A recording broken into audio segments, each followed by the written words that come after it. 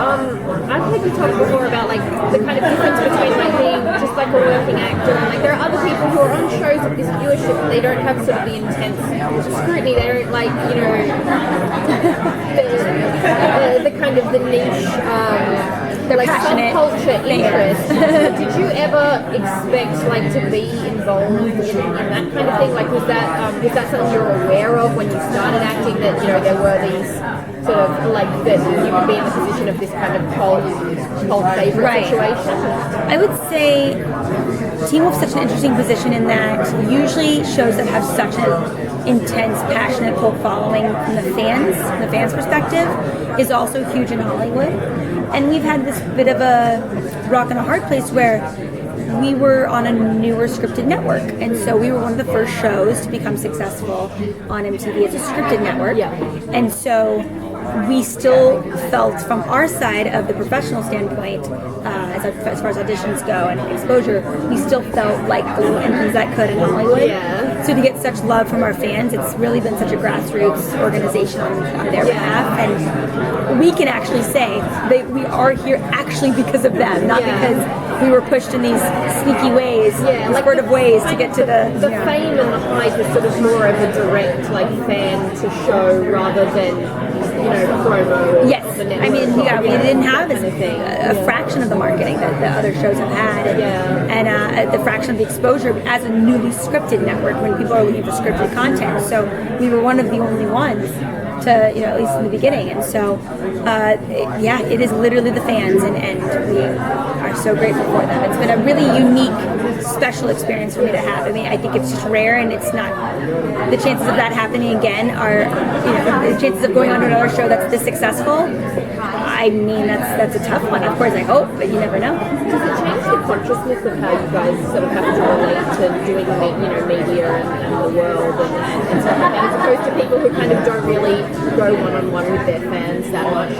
It's making, I would say the relationship to the media, it's made it easier because the fans are so welcoming and you feel like you already know them because of social media and because they are a notch above of the other fans to all the shows, in my opinion. So I would say it just makes it more comfortable. It makes it all feel like one big block party. Considering considering we're losing strong female characters left and right, how do you think your relationship with Malia is going to develop as you guys are kind of the two strong females left in the pack now? Yeah, Malia and I have a lot of great scenes this season. I think she keeps up her physicality and how she interprets the world, and Lydia has her grandmaster macro plans with, obviously her intelligence going against Malia's interesting perspective, fresh perspective on the world of how the world works.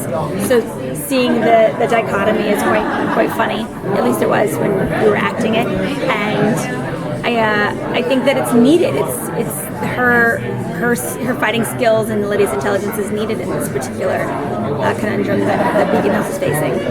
Especially without, obviously you can't give around too many spoilers, but with the VR experience kind of gave us some insight with the the ghost writers and how these villains are almost more cerebral because they're taking away memories and they're taking away a lot more of agency from you, and that's almost more terrifying than someone who can do something physically to you because they're taking away things of your memory. And a lot of what Lydia does is not something that can be done physically. Like, how is that going to affect her in this season? Is she going to feel stronger? Like, how much talk about it without spoilers? Yeah, I would say the problem in season 6A is similar to the problem in 3A. It is definitely more of a psychological problem than a physical problem. Well, actually, there's two villains, dual villains in this season, and one of them is certainly more psychological. And I think there seems to be a lot more,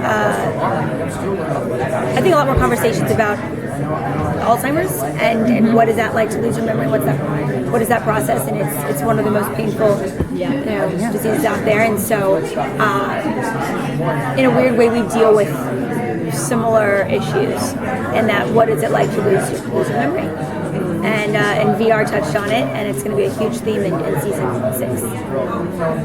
And she seems to be able to know in the VR at least that she's aware that her power can fight it in some way. So that'll be a pretty big pretty big theme as well. Yeah, I mean, Lydia as usual, has a central role to solving some of these crimes, but perhaps because the people it's affecting during the season are pretty central as well. It carries a bit more weight. Yeah.